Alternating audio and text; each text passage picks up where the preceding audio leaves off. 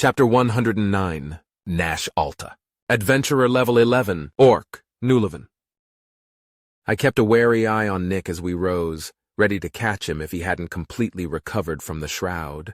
It was very likely that 10 was the only reason that Nick hadn't fallen into a coma.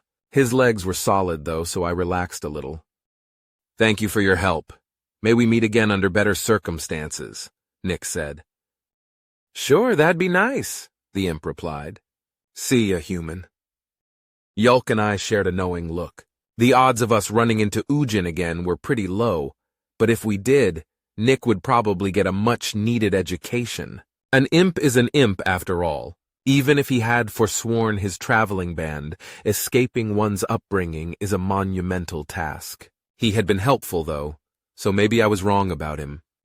The tall Fey guard stepped aside and the gate silently parted as we approached. We continued along the path, and I let Nick walk ahead of me so that I could keep an eye on him. I had relaxed, but only a little.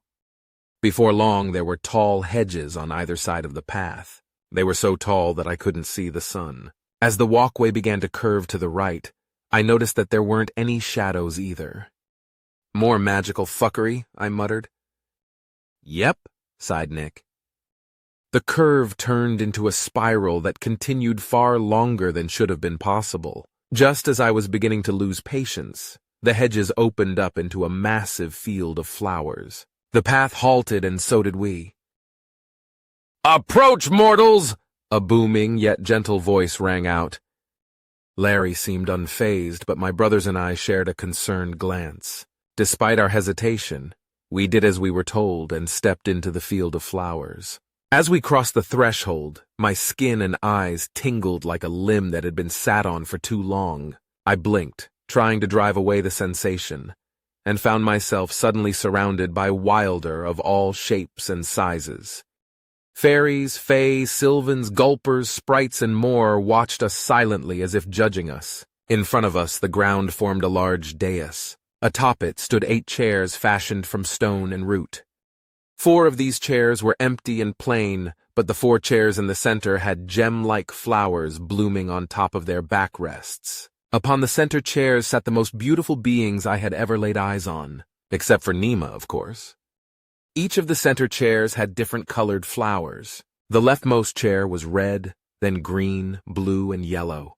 The occupants were wilder that might have been arch-fae, were it not for the sheer power radiating from them. I could see why discussing them made the other arch-fae nervous. Under the red flowers was a male who looked as if he'd spent thousands of years wrestling monsters with his bare hands. His stern features looked as if they had been carved from stone. I caught myself avoiding eye contact, intimidated by his openly hostile glare. The wilder under the green and yellow flowers were more androgynous. If they hadn't been nude, I wouldn't have been able to tell that they were male and female, respectively. Their features were warm and inviting, but there was a harsh smirk on their lips that reeked of passive aggression. Beneath the yellow flowers was an extremely buxom female. Her puffy frown indicated a deep boredom. As the wilder under the red flowers was a caricature of masculinity, she seemed to be equally a caricature of femininity. Almost like tits, actually. Yulk Alta. Nash Alta. "By extension, Nick Smith," Green Flowers sneered. "You have been granted an audience to request our favor." Indeed they have, due to Mamuldobran's machinations. "But why are you here, Larry Vicemiro?" Red Flowers growled. "It has been 10 years, Queen and Candace," Larry replied, bowing his head. "I was to check in with you, to see if you have found a method of returning my mortal form. Since I was fortunate enough to become friends with these 3 mortals, I decided to accompany them when I realized that they were scheduled to meet with the Honorable Summer Court, saving us both some time." "I see." "More dull work," sighed Yellow Flowers. "Did we find a way to change him back?" "No," said Green Flowers. "The debt remains. It has been a century since it was first incurred." "That means interest is owed," Candace grumbled. "It is an old matter, and it isn't as if we are pressed for time." Yellow Flowers rolled her eyes. "It's boring. Let us hear the new matter from the fleshy ones. I have hopes for excitement. We can tend to the lich after Yolk alta nash alta. You behold the high queens Incandus, Florus, Aqueous, and Luminous.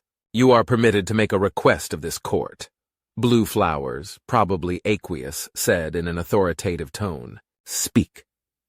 Yolk glanced at me, and I nodded slightly to let him know that I was completely out of my depth and would appreciate it if he would do the talking. He returned my nod and gestured for me to join him. As I stepped forward, he cracked his back and knelt. I quickly knelt beside him. Majestic queens of the summer court, we humbly request that you bestow upon us a kindness with your esteemed and supreme prowess, Yolk said dramatically. We have taken it upon ourselves to see this human Nick Smith return safely to his home and family. The queen shared a glance and a nod of approval, seemingly impressed with Yolk's theatrics. So the favor you seek is our aid in your mission? Incandus asked. But the human is not kneeling. Luminous raised her eyebrow. Is that not impertinence? Not really, Aqueous said.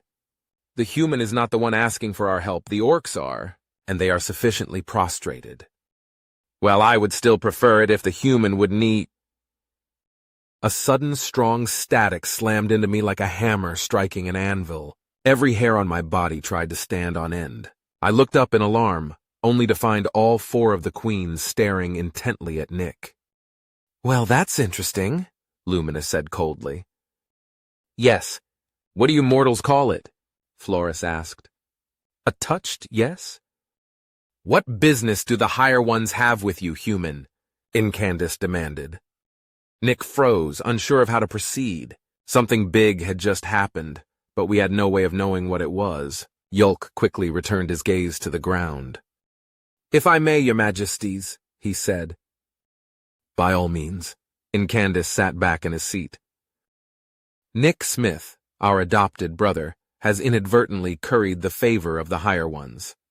He has even met with them during moments of insensibility. From what we have gathered, they appear to be watching him as a form of entertainment. However, we do not know why he has garnered such rapt attention. The answer is easily inferred. Luminous yawned. Humans are rare. They're interesting by default, which is boring. All of this is quite irrelevant, Aqueous said. Let us return to the matter at hand. What aid do you seek in accomplishing your goal? Our goal is to safely return Nick to his home and family, Yolk replied. We humbly request information regarding how to accomplish this monumental task.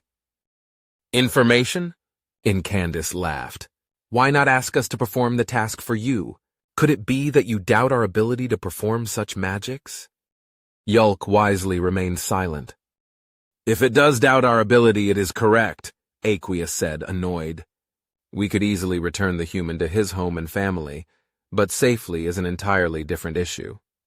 The rest of the queens nodded, though Incandus did so begrudgingly, seemingly upset that his goading was unsuccessful. Florus held out a hand and slowly pointed at Nick. We can tell you precisely how to get home, he said. The rituals, chants, and sacrifices necessary to do so are all well within the grasp of mortals. However, traveling through time and space in such a manner is extremely detrimental to flesh and bone. You would arrive as nothing more than mush, human. That wouldn't satisfy the conditions for the requested favor, Luminous sighed, then sat up a little. Oh, I've had an exciting idea. We could tell them a bit more about such travel and see if they could figure it out. Such knowledge would be worth little more than a sweet treat, Incandus said. Call me vain, but I'd like to think trading in such a manner is a bit beneath us. I would agree, but it isn't as if we know of a way to accomplish their mission. Is our mission truly so impossible, your majesties? Yolk asked. The sadness in his tone shocked me until I realized just how hopeless everything seemed. The 4 beings before us were our best bet to find a way to get home, and they had just admitted that they didn't know a good way to do so. I glanced at Nick, who had a clenched jaw and hands that were balled into fists, like a young boy trying desperately not to cry. Yolk's sorrow gave the queens pause, and for a moment they dropped their facade and looked at him with pity. Seeing them drop their masks of superiority made them appear all the more beautiful. A moment later, 3 of them turned to look at Aqueous. Not impossible, no, Aqueous gently said. Almost, though. So there is a way, Incandus muttered. Yes, there is a way. Perhaps multiple. But this knowledge is not easy to obtain, though it sits at the back of every mortal mind. Whilst one would only need to seek answers to a few specific questions, knowing which questions to ask and where to find the answers is invaluable. And yet we are speaking of skipping that entirely. I wonder, do we require any suitable favors that can be exchanged? Pardon the interruption, but is Mumuldobran's favor not enough? Larry asked. Of course it isn't, Incandus said angrily. What we owed Mumuldobran was enough to gain an audience.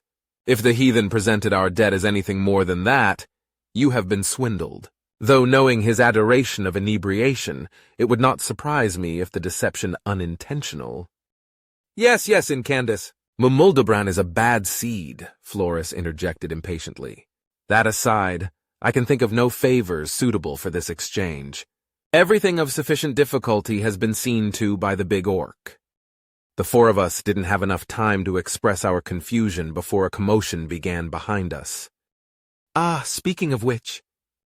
The cries of indignation and anger drew our attention away from the queens. An absolutely massive orc, larger even than High Chief Ulermak, walked up next to us. He briefly glanced our way, then gave the queens a sarcastic bow, but that short glance was more than enough for me to recognize his face. It was face I hadn't seen since I was a child. It had been so long that for a moment I believed that I had imagined the resemblance. Then logic took over, and I realized that there was only one orc bigger than High Chief Ulermak, the estranged, absentee father of my soon-to-be bride. Agurno, Aqueous sighed. I take it that Vailun has returned to the cycle. It has, the bastard nodded. Yelin is recovering quickly as well. Not that you'd care. Of course we wouldn't care about a village full of mortals. Incandus shouted. Asking us to care about those that will eventually be dirt and stone is like asking you to care about respect and decorum. How dare you? Incandus was interrupted by a movement so rapid that I couldn't tell what it was until after it had already happened.